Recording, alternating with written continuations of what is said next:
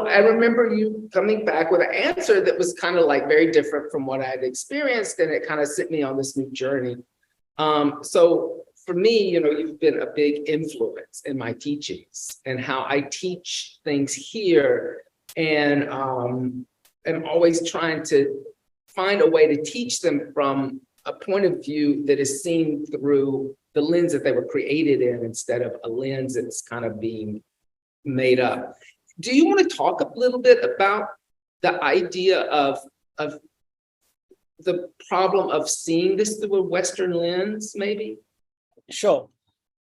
So the biggest issue I face when I'm talking in the West or with a Western audience is, and something which is happening now increasingly in India, is the assumption that all these books have only one answer. And this is really rooted in monotheism, because this idea that there's only one truth. And if you see the whole world today is, whenever you see people arguing, I'm sure some of y'all are on Twitter and social media, and I'm sure if you see people arguing, they really believe there is only one truth out there. And that's at the heart of the problem, is that belief that there is only one idea. Now, scientists do that, religious people do that, and they start expecting, and even if they're unhappy with the world they live in, they start expecting for the truth with a capital T. Now, this way of thinking does not exist in most parts of the world. And it's something that people forget. It is a very Middle Eastern idea. This idea of one truth comes really from the Middle East. It's spread to Europe through Rome, and then it spread around the world through colonialism. So it's something that we have to remind ourselves repeatedly. Even the Greeks did not think that there is one truth, but it is a Middle Eastern idea. And it's an idea which is very powerful, and it's very spread very rapidly across the world. And even today, when we use words like human rights, we use it very casually without realizing that these words could have different meanings for different people in different contexts. Right. So the easy way of remembering is that Indian ideas are based on two words. I always use two words. One is diverse and dynamic. Because it is diverse and dynamic, your students will think differently, you will think differently, and you will never get one standardized answer like McDonald's burger. Right. It'll never be that. And one of the things McDonald's discovered when it went around the world is that every country has a different palate. And therefore, you have to cater to different palates. And so they had to change the burger. So if you come to McDonald's in India, the McDonald's in India is very different from the McDonald's in the US. What I eat in America is not what I eat in India. And what you eat in China is not what you eat in America. So we don't realize there is no one McDonald's anymore. They have realized the world is diverse. So people use the word diversity very casually without realizing its implications. Right. So that idea that there's not one way.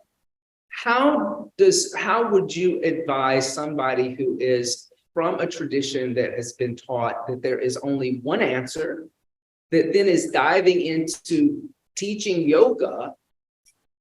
And how do you advise them not to fall into that trap of one way?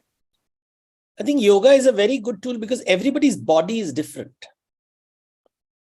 Everybody's body is different. Some are fat, some are thin, some are more flexible, some are not so flexible. Some can do one particular asana better than others.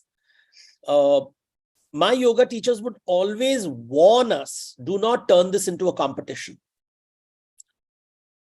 Do not say, oh, he can do it, but I can't do it. You are different. Everyone's body is different. And if everyone's body is different, the same solution doesn't work with everyone.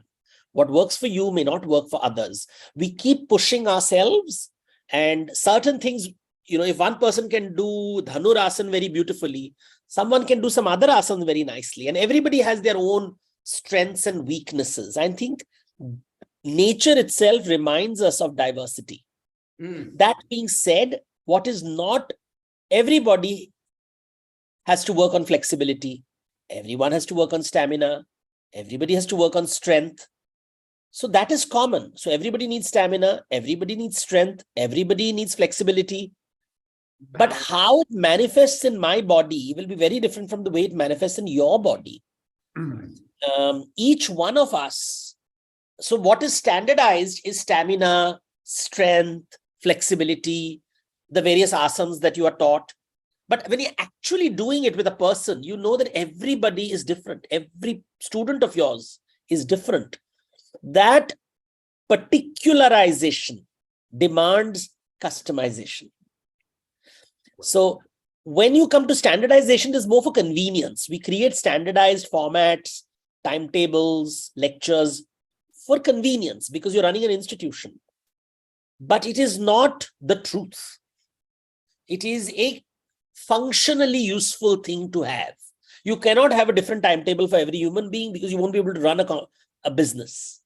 So, but you know that it is not the truth. Ideally, you can come whenever you want, you can go whenever you want, an ideal situation. But life's not like that. We have jobs to do, trains to catch. So we create systems, standardizations, templates. That's the approach I would take. I would always tell people that templates are useful, but they're not the truth.